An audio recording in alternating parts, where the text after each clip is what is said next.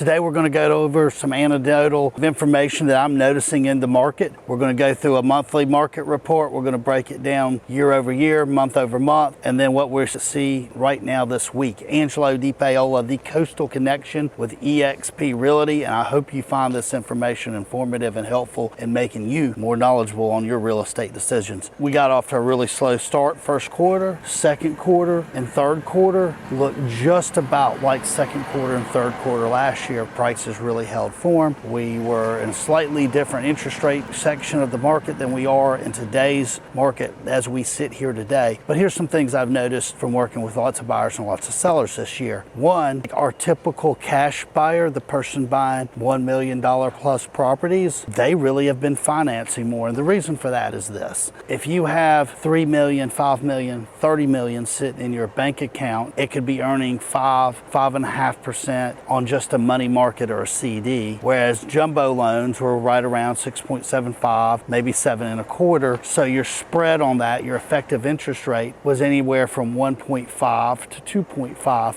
a much better interest rate than you were last year. Less competition in that space. You can negotiate a little bit better. What we've been seeing a lot of also, a lot of boomers just moving to the beach in their retirement years, or they're planning for their retirement years. So these are somebody that maybe had a $400,000 to $750,000 home, and they're selling it and they're coming down here and buying a house for cash because they're more sensitive to cost of living situations. What's really been kind of dragging the market down, and where we see less transactions in my opinion, short-term rental market. Lots of beachfront condos, multiple factors affecting that. One of them being prices really haven't come down in that sector. Two, interest rate for investment properties is sitting somewhere in the 8s usually. And three, short-term rentals are actually down. Prices are down, or the actual rental numbers are down a little, especially in less desirable properties. Four, insurance costs have gone up. So costs of ownership have gone up, prices haven't really gone down, revenues have gone down though. So that's what's been playing out for the past 6 months, really this entire year. What's that look like as we talk about numbers? Island resort base. Now this is stuff that closed in August, and what you got to think about stuff that closed in August is this is usually reflecting property that went under contract in June and July, which were the peak of our market this year and typically are. The average resort-based property, Gulf Shores, Orange Beach, up 10%. Days on market, it's actually been down a little, but it's still up 100% from August last year. But if you remember August last year, we were starting to feel the effects of interest rate. The market was starting to cool off. 178 deals closed in Gulf Shores and Orange Beach in the month of August, down 12%. Traditional markets, anything Foley North, prices up 9.4%. Average days on market up 123%. Number of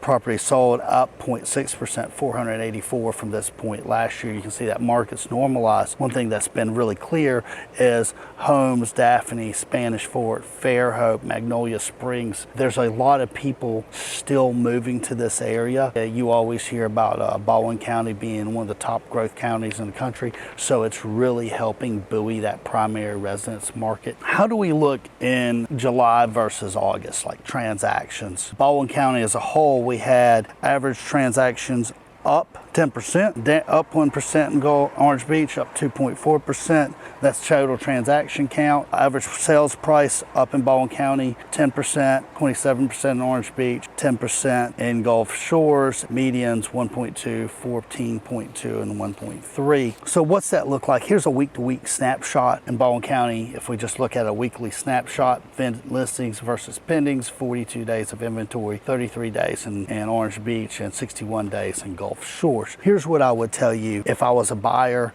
and here's what I would tell if you were a seller. When you go look, especially over the next 6 months, where we're going to see a seasonal shift, usually beach houses and Gulffront condos are kind of more in the back of everybody's head. The market segment is, there's just not as many people shopping. On top of that, we have rate headwinds, and let's face it, the news isn't unicorns and candy canes right now. But if I was a buyer, if everybody's scared, that's where the opportunities are. So I think as we see less buyers in the market. I think over the next 6 months, I'd be looking really hard. I'd be putting some offers out there and I'd be seeing what I could get. I think that window is a good window to search, because I think we'll get back into seasonality in the spring and we'll see more buyers. If I was a seller, and this is different because everybody's in a different situation. Some sellers want to sell, price appropriately. Some sellers would sell if they got the proper price, and some sellers need to sell. I've not talked to anybody this year that told me they needed to sell. So we have people that would sell if they could get a price, people that want to sell because their life situation is changing and they just